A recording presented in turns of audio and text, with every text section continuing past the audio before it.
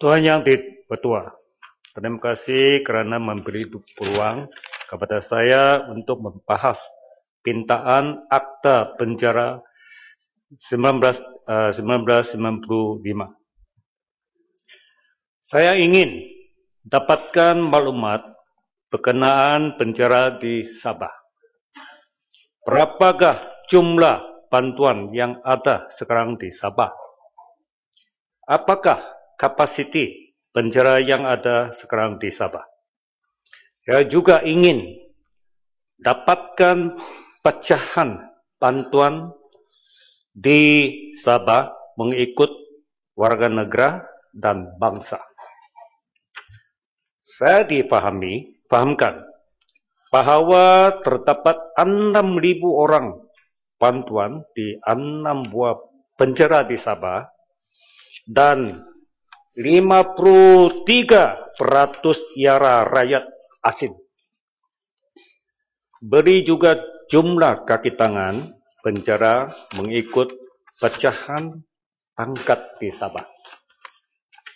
Berapakah peruntukan yang telah diterima oleh Jabatan Penjara Sabah dari tahun 2008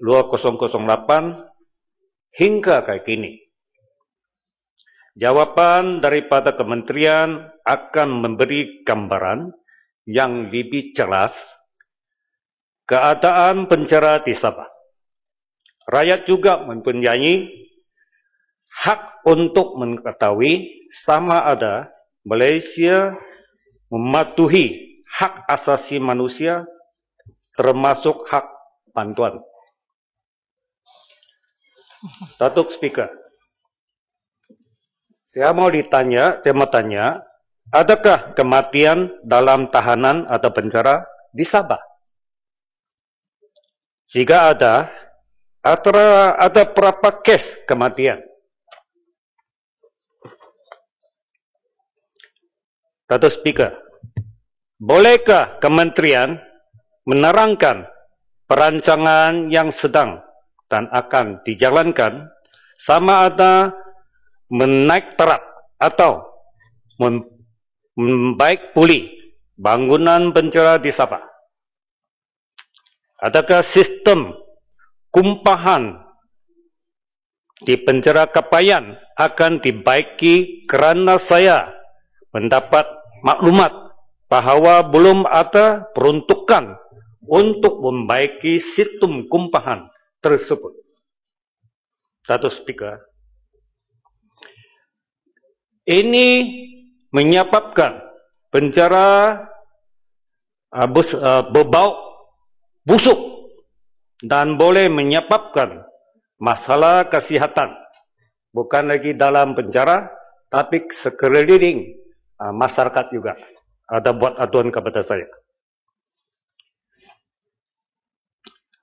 Inilah adalah satu serius negligence oleh kementerian.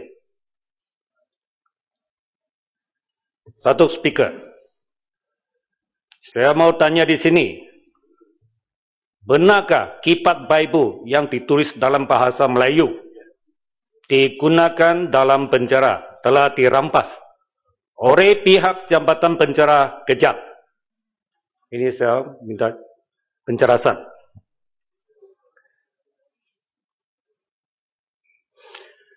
Tuan Yang Di-Pertua, dengan itu saya harap isu-isu yang dibangkitkan tadi boleh dijawab oleh pihak kementerian. Minta dulu. Ya, minta.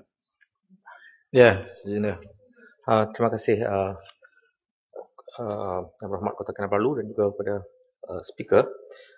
Tadi Yang Berhormat Kota Kinabalu ada membangkitkan satu isu, iaitu berkaitan dengan kitab Injil dalam bahasa Melayu yang telah dirampas di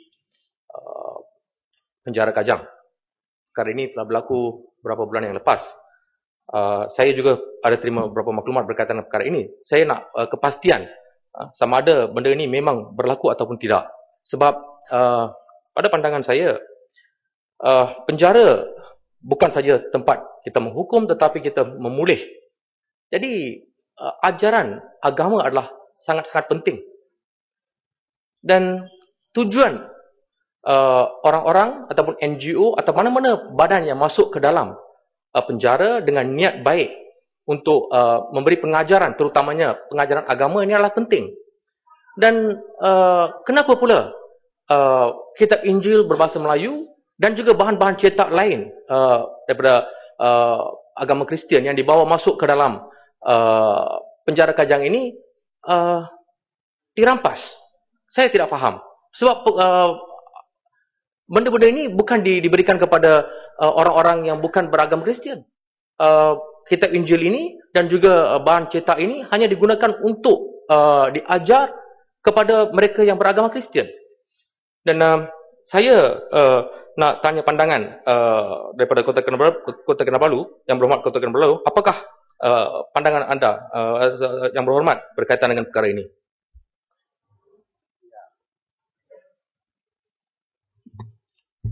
Terima kasih kepada Patu Kaja. Ya, saya punya pandangan. Ini betul satu kes yang serius kalau betul. Jadi ini adalah satu langgar kita punya constitution, freedom to practice one's religion. Dengan izin Datuk Speaker. Jadi saya mintalah pihak kementerian ambil tindakan dan investigation into this case and tell the truth to all Malaysians, particularly to the non-Muslim. Dengan ini saya harap isu-isu yang dibangkitkan tadi boleh dijawabkan oleh pihak kementerian. Sekian dan terima kasih. Ya, Bagan Serai.